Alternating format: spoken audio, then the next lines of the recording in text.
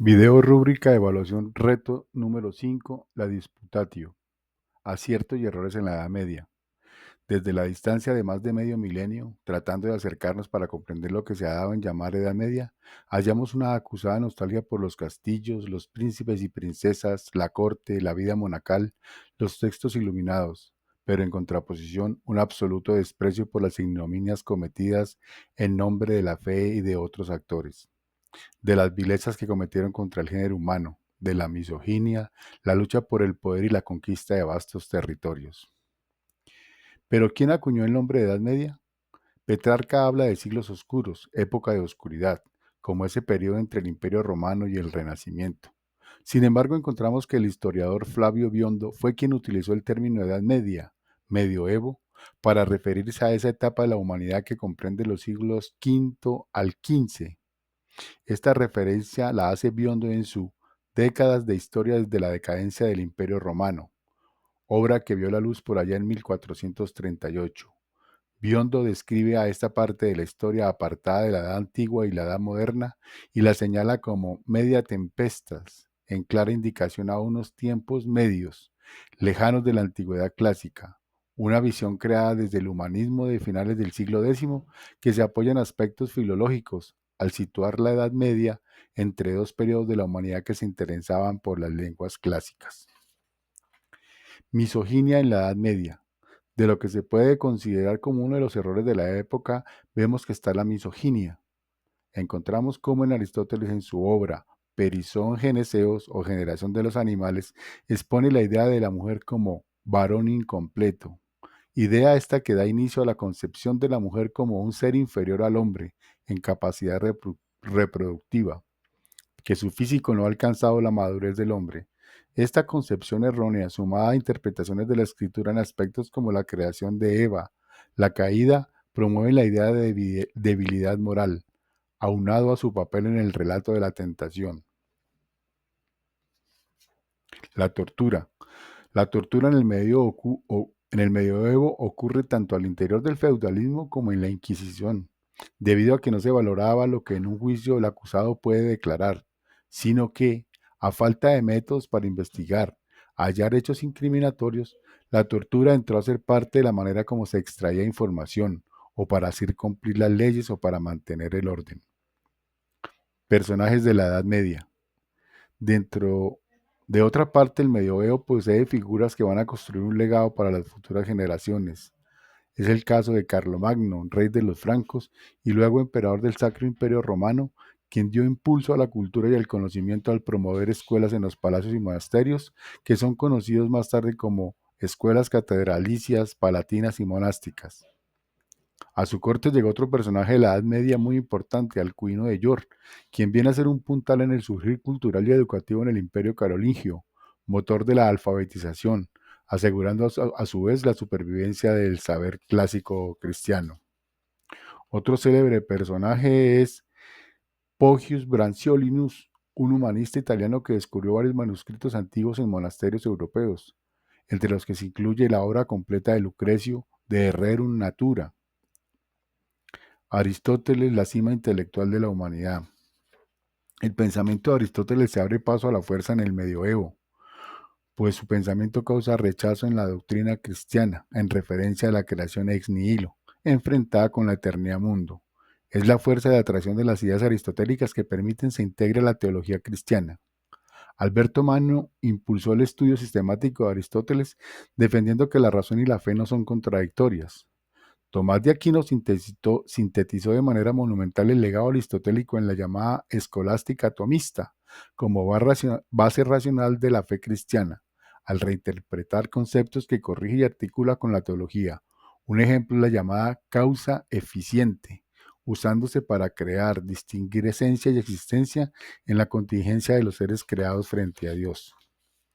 Principales hombres y mujeres de la Edad Media.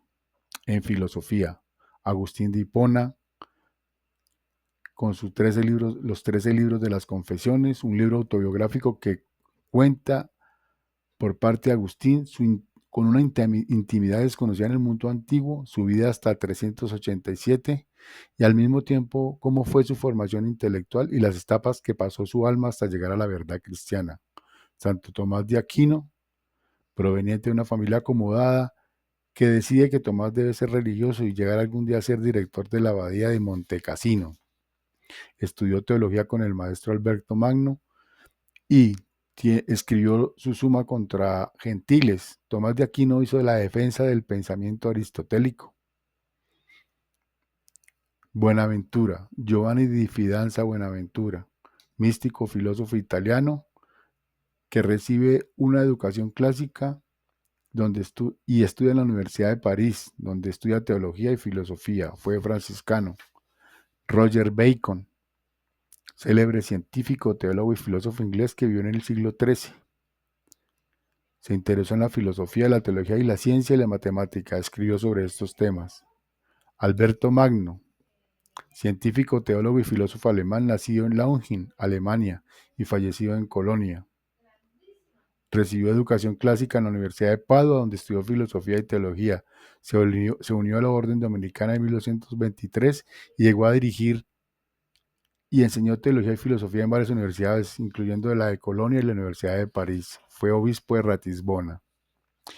Ramón Llull, o Raimundo Lulio, teólogo, filósofo, poeta, alquimista, nació en Palma de Mallorca, posiblemente murió en 1315, conocido como el Doctor Illuminatus. Su ars magna es una especie de pensamiento relacional. Hay quienes declaran que es el principio de un pensamiento computacional.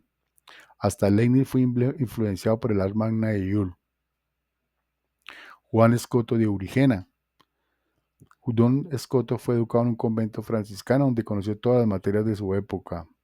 Luego que vieron sus capacidades como su talento para el estudio, fue enviado a la Universidad de Oxford de 1297 al 99 para estudiar las artes, el Trivium y el Quadrivium, libros de lógica y de Aristóteles. Es tenido como uno de los más importantes filósofos del periodo en la escolástica tardía. Sobresale su postura ante la obra de Santo Tomás de Aquino. El maestro Eckhart, teólogo y profesor en la Universidad de París.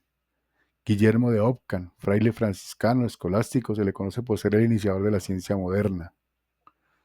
También encontramos mujeres filósofas y visionarios como Margarita Porete, que muere en la hoguera, pero no muere el cuerpo, pero no la obra de Margarita Porete, quien vivió en una comunidad religiosa que se ocupaba de la oración, la caridad, la atención a los enfermos y los desamparados.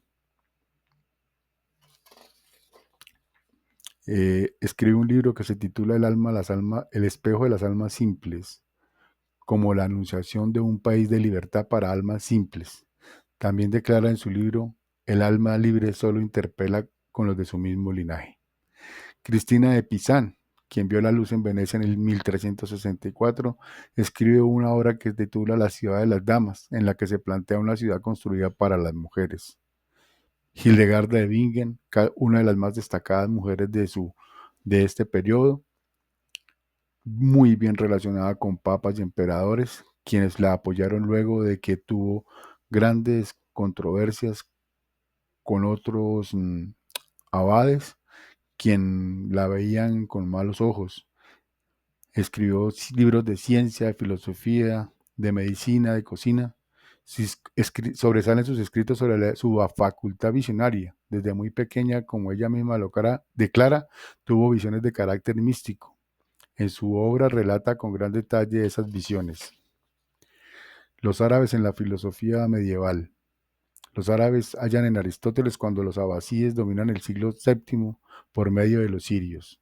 Entre los más importantes filósofos árabes encontramos a Averroes,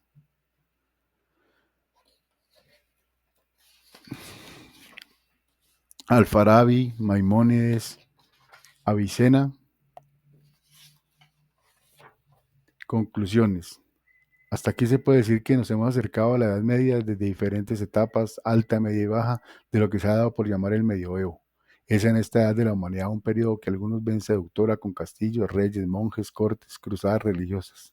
De otra parte, otros solo ven campos desolados, hambruna, enfermedad, cierta clase de oscuridad. La feroz arremetida de la iglesia por imponer su dogma.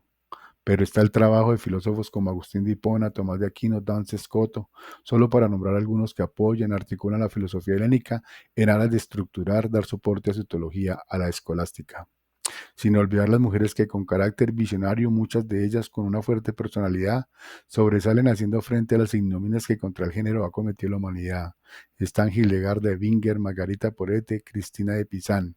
Con gran vocación y una inclinación intelectual sin par para su época, dejan un legado que hoy es material para las luchas de género que no se deberían circunscribir solo a eso, sino abarcar la especie humana con una sensibilidad sin par, pues eso es lo que hay que tener para llegar a las alturas del espíritu a las que ellas en su contemplación arribaron, allí donde domina la extensión luminosa del ser. Del no menos importante actuar de los árabes, moriscos, de los escritorios, de los escribas y amanuenses cristianos que como albaceas coleccionaron, estudiaron o compartieron, que elaboraron en la traducción de un legado de la antigüedad y en específico de Aristóteles que campea el medioevo hasta llegar hoy como el más esclarecido de los seres humanos.